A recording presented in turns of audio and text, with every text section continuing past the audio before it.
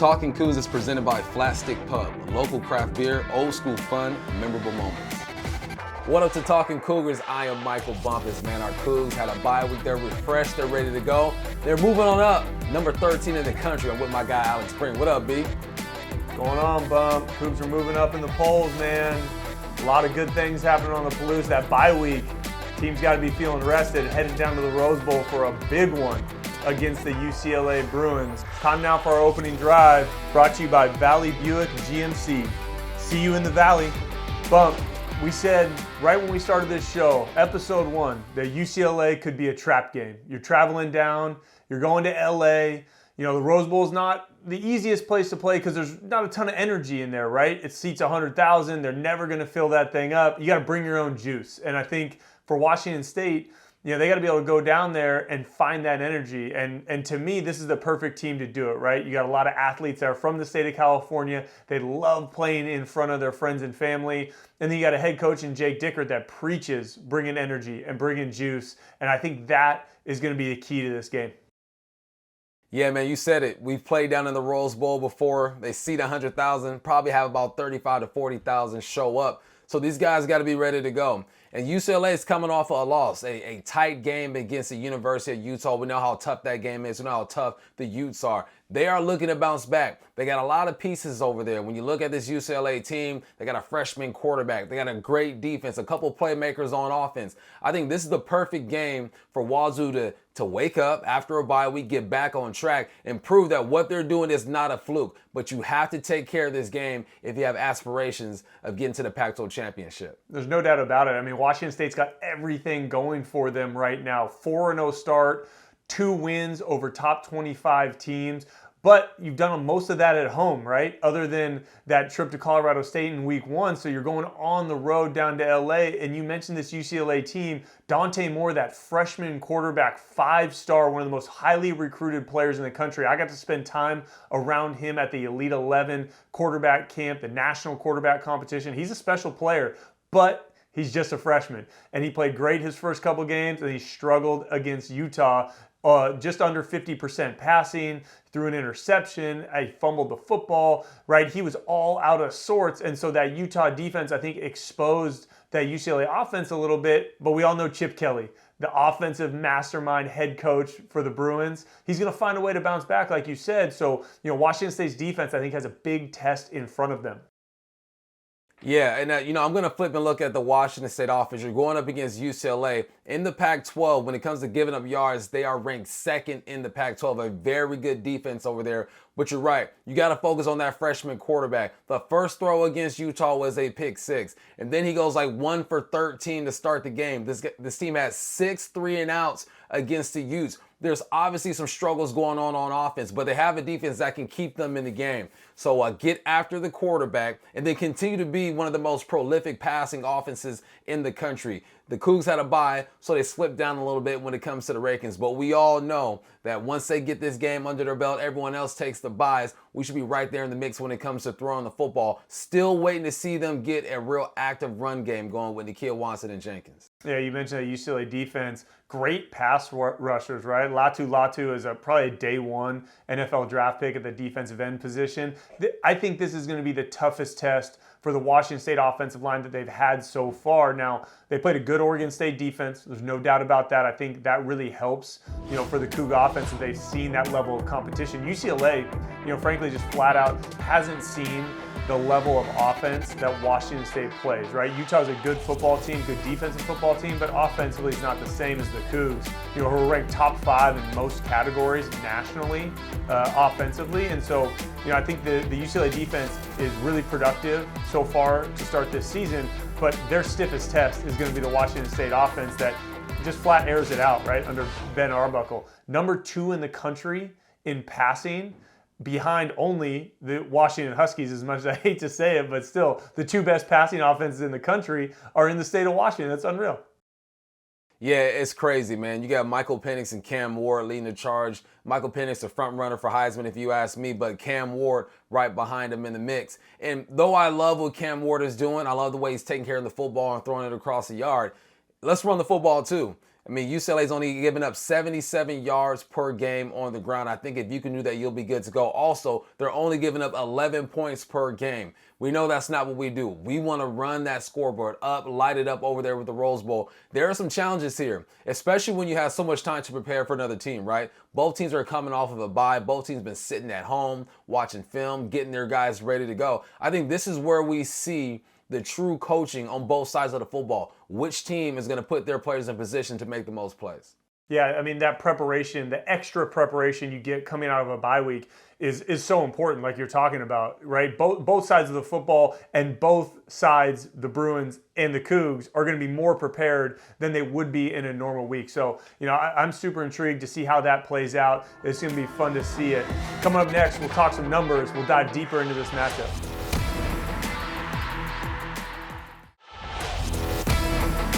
Talkin Cougars is presented by Flat Stick Pub. Time for Talking Numbers, presented by Cross Country Mortgage, making every mortgage feel like a win. All right, man, let's talk some numbers, B, man. When I look at this UCLA team, I highlighted this defense, right? The last 3 opponents they played, they held to under 300 total yards. That's hard to do in the Pac-12 with all the offenses that you got going on. But I'm focusing on 2 guys. Alex Johnson is a 6-year corner. He has 2 interceptions. I want to see how he matches up against these receivers. We have a lot of them to go around, man. Kelly, Williams, Victor's hurt right now. But we got some guys who can make some plays. Are they going to match him up on somebody? Is he going to move around? Is he going to stay on one side of the field? I want to see how they approach that situation. Also, Kane Madrano, he's a 5th-year linebacker, He was a wide receiver. He made the switch over. Last game, he had 10 tackles, a forced fumble, 2 sacks. The highlight of this team is the defense, and I even mentioned Latu. Like, you look at everything that's going on with this defense, UCLA defense, they have to keep them in the game. What's this matchup going to look like? How aggressive are they going to be with these veterans they have over there? Yeah, I mean, they've got veterans in the secondary, but they got some young guys too, freshman safeties, right? They've had a little bit of challenges at the other corner position, bouncing back and forth with Jalen Davies, the transfer from Oregon, trying to find who that guy is. So I do think there's a chance for Washington State to push the ball downfield, similar to what they did to Oregon State, who had a pretty veteran secondary as well. You mentioned those linebackers and really that entire front 7. I mean, that's really been the stout group for UCLA. They've been great against the run. Washington State, we've talked about it, has struggled against the run. You talk about those linebackers, Latu, the Murphy twins that transferred from North Texas, who have been really productive since they came last year. That group, that front 7 for UCLA, I would say is on par with a team like Oregon State or a team like Utah. So Washington State's offensive line, the running backs, I mean, they really got to find their footing because, Cam can drop back and pass. We know he can do that, but to even have the threat of run or some sort of balance, I think really matters in a game like this against a good defense. And to be fair, again, that defense is going to be tested the most they've been tested this year because, Washington State's offense is nothing like they've seen through the first 4 weeks. Yeah, you're right. I want to say their toughest task so far has been San Diego State. Might have put up some numbers against them. You look at Utah and the way they played them tough, but there's no Cam Rising over there. You're playing against a freshman quarterback as well. So there's something to be said about playing against a QB who is in his 2nd year in the Pac-12 and is one of the best passers in the game. I'm interested to see how they use those linebackers, how they use that defensive line. What type of stunts are they going to use? Are they going to send Kane up the A and the B gap? That's where they have to keep the game close. But I also like the maturation of the Washington State offensive line. They were a concern coming into the season this year, but so far they've been okay. Last year, Cam Moore was the 2nd highest sacked quarterback in the country. This year, they're keeping him clean, keeping that jersey nice and fresh, like what they're doing. Yeah, and you can tell the results, right? When Cam gets to stay in the pocket, man, he can let that thing fly, and he's been lights out to start the year. On the flip side, offensive line for UCLA all of a sudden popped up as a question mark against Utah. It had been a pretty good group. They have some transfers on that offensive line, but then they gave up 7 sacks against the Utes. And Dante Moore, like I said, young quarterback, he started seeing ghosts a little bit, and it really just wasn't his game. And that pressure really caused problems that Utah brought, not only in the pass game, in the run game also. UCLA averaged less than 3 yards a carry between both their running backs, who are really good players. Carson Steele, the transfer from Ball State, had over 1,500 yards rushing last year, and he's been great so far this year, and then struggled against Utah. And so I just really think that, that offensive line for UCLA, they might be struggling a little bit against better competition, and we know that Washington State's defensive line is better competition, right? Brennan Jackson, RJ Stone. If those guys get going on the outside, they didn't do a ton versus Oregon State, but if they get going on the outside and that interior group holds up, David Gusta, Nusi Milani, if they keep doing their thing, I really think they can make it a long day for UCLA and Dante Moore, and even that running game, because that's the thing about Chip Kelly that people sometimes forget, because he was such a up-tempo spread guy. He really wants to run the football, right? And so if you stop the run and you take that away, it puts him in handcuffs. But if he can play action pass and run the football, I mean, that can make it a long day for a defense, right? Yeah, you're right, man. And you mentioned Dante Moore. He's only completing about 54% of his passes, right? You got two running backs in the backfield who they're going to lean on. Carson Steele and T.J. Harden, both around 250 yards on the ground. And then you look at the receivers on the outside. Their leading receiver only has 279 yards on the year. That's good enough for about 17 or 18 in the conference. You want to make this freshman look like a freshman, okay? 8 touchdowns. He does have 2 interceptions, but I mentioned the completion rate. Put pressure on him. And there's anything that the Cougs have been doing well on defense is getting pressure on these quarterbacks. So yeah, you want to make it a frustrating game. You want Dante to start the game the same way he started against the Utes, only completing 3 of 15 of his passes and throwing an interception. You want them to try to lean on this run game, because I feel like the Cougs have been stout against the run, even against a good team like Oregon State. They got their yards, but when you needed to stop, the Cougs were able to do that. On paper, you feel like Washington State should win this game, and I think that they should be picked to win this game. But we all know how the Pac-12 goes. You got coaches who are familiar with each other. You're going up against Chip Kelly, who's one of the greatest offensive minds to see a football or to coach a football game. So we're up for the challenge, man. And Jake Dicker's been bringing a lot of energy this week, man. So I know he's got his guys going and ready to go. And coming up, Bump and I got a bone to pick with the guys over at Game Day for some things that they said last weekend. Talkin Cougars is presented by Flat Stick Pub. Let's take a look at our Cougs Spotlight, presented by Cougs First. Think Cougs First for products, services, and hiring. And we got to shine the spotlight, Bump, on Mr. Pat McAfee over at Game Day for those comments he made last Saturday about Washington State, man. I don't know about you, but it was pretty unfortunate, from my standpoint. For those that don't know, McAfee's responded to Jake Dicker and how he felt about some comments the previous week. And the thing is, Game Day is such a powerful opportunity, right, to celebrate the game of football. And Washington State's been a huge part of that. Old Crimson has flown for 292 straight episodes. And that means Washington State fans are coordinating how to fly the flag out there. People are flying there to the locations. They're getting set up. I mean, it's a whole thing. It's amazing. And it's been celebrated, right? I mean, there's a commercial about it. And I think that's so cool. And to see, a personality on that set just make so many disparaging comments about Washington State, it felt like it was misguided. And Washington State's already going through enough, right? Coug fans, we know that, right? We're trying to find our place and find our home. And at a 4-0 start and a top 15 ranking, this team has given it all and laid it on the field from the top down, from Jake Dicker down. And it really saddened me to see that come from that platform. But I know for one thing is true, that Washington State fans are resilient, the team's resilient, and Jake Dicker has done a great job handling this entire thing. Yeah, thankfully we have Jake Dicker as our leader, because he's in front of this thing.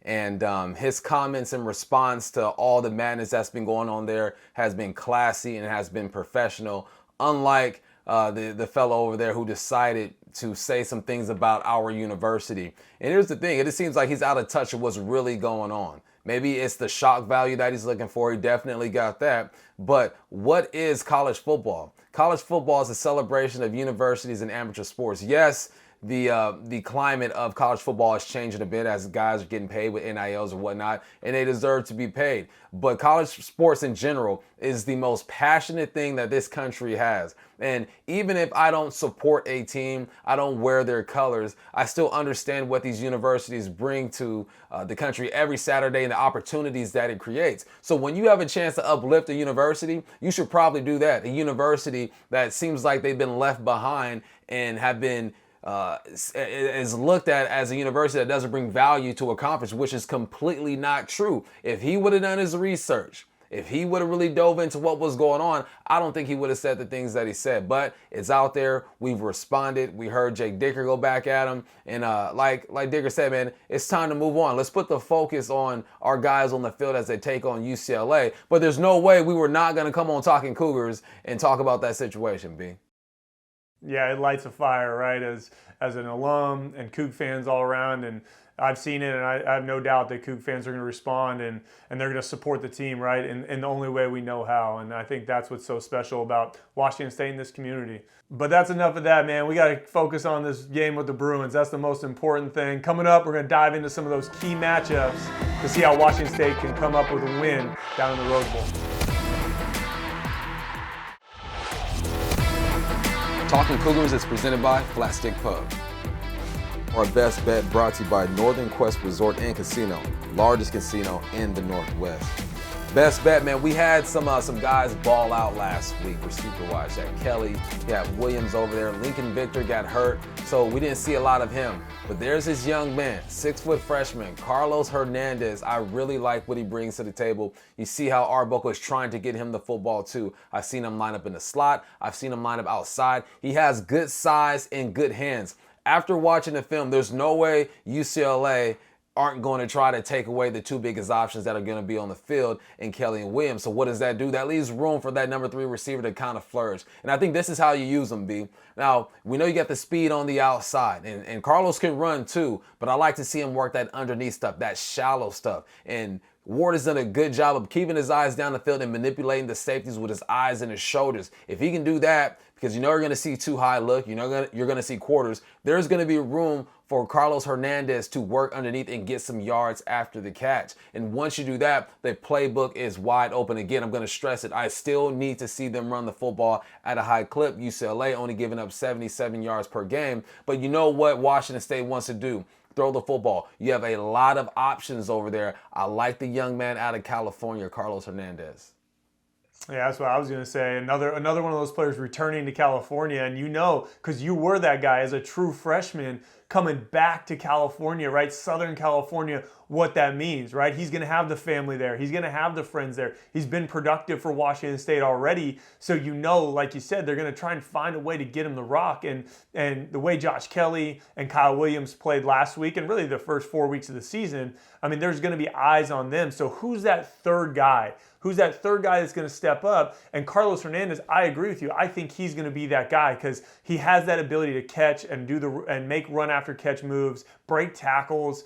You talk about him underneath, and what I love about Ben Arbuckle's offense is it gets guys underneath, but in a little bit of space. So then they have the ability to make moves, get vertical, and it's short passes that turn into first downs, right? Which is the best thing you can have as a quarterback. I can tell you that from experience. When I can throw it to Michael Bumpus behind the line of scrimmage and he can make a guy miss and then go get a first down, that's the best feeling in the world. I didn't do anything, right? So having a guy like Hernandez that can do that, step up, would be big time. The other one would be Isaiah Hamilton, the transfer from San Jose State. He was really productive in 2021 at San Jose State, hurt a little bit last year. He hasn't had a chance to really get going for Washington State, and I wonder if with a bye week, with Lincoln Victor being hurt, if he's a little bit more of a factor as well alongside Hernandez as kind of that third receiver, right? Third, fourth receiver. Yeah, he has to be an option because you know you're going to see a lot of 10 personnel. You'll see some 20, some 12 as well. They like to mix it up. We've seen a lot of things going on with that offense, but it's all about the 2s and the 3s, right? And the reason why it's all about the 2s and the 3s is because of all the success that this past game has had over the past few weeks. Number 2 in the country when it comes to throwing the football. So the guys that get attention are going to require that and get the eyes of the backers, of the safeties, and get these other guys open. There's another guy I'm going to throw at you, B. Mateer. I love the way they're using him. We're bringing him in as that option quarterback down in the goal line. He's mobile. He can also throw the football. We see some trick plays with him as well. That's the beauty of this offense, is that Harbaugh is doing a great job of using everybody. If you are on the football field, you are a true option. You are not a decoy. You're not out there to give somebody a rest. You are out there to ball. So I want to see how they use Mateer and how they continue to be creative when it comes to getting both quarterbacks involved.